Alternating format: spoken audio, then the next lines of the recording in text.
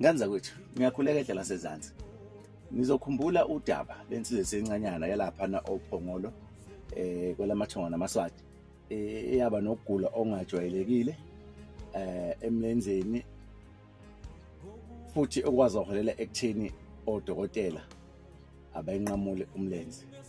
Ngakwenza nje amavidiyo aba maninganyana. Ngiyacela uma ukuthi akushiya noma awabonanga ukuthi pheqe nje ngale ngemuva uzowabona amavidiyo engangwenzile lensizwe lo. Uma ngikhumbula kahle yokugcina ividiyo babe ngicelile abazali ukuthi angibakhulekele kiNingizimu Afrika ekutheni banesifiso sokumtholela umlenze, kodwa manje esinye seyibhedlela eThekwini siyabanikeza umlenze womntwana. Inkinga la ikhona ithi ama-joint afunakalayo njengoba emncane kangaka abanawo esibhedlela kwistock. Bakhulekela ukuthi Ningizimu Afrika bayacela nibaphe okuncane begcwalisele njengoba isimo singesihle kahle. Umuntu osebenza kuwaba kuphela, umama kwaphoqa ukuthi akayeke umsebenzi onakekelayo bani ingane. Yiwo lo mlenze engangikhuluma ngawo, usewutholile ubhizi njengoba nimbona nje nama-test basamjwayeza, nama-training amancanyana basamjwayeza ukuthi ekwazi ukuhamba ngawo. Udaba lensizwe lubuhlungu, liyezwela, isencane.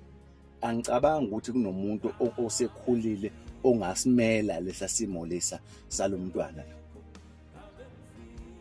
Imininingwane engangiyifakile ngani zakwethu uma ngikhumbula kahle, okuyimininingwane yabazali eyayithinta ibhenki ukuthi uma unakho okuncane ungafaka kubona ebhenkini straight, not ukuthi ize kimi uze kimi lowo mnikelo lowo. Namanje ngiyakhuleka ngani zakwethu, uma ukuthi khona okuncane ubufisa ukumphosela khona umfana lensizwe esencanyana uthi hayi mhlawumbe ayithole leyo Danone loyo yogurt leyo, izandla zisavulekile ngani zakwethu, usengaphosa imininingwane futhi ngizoyifaka yasebhenki kwi-comment section lapha, ukuthi uma ngabe ufisa mhlawumbe ukuphosa okuncane leyo thundelanjanyana nje ukuthi ayi mthengeleni ama-Danone, mthengeleni i-yogurt, mthengeleni ama-aphula, mthengeleni i-stick sweet, yabo, ehlala emunyunga nje enganaki ukuthi kulesimo lesi.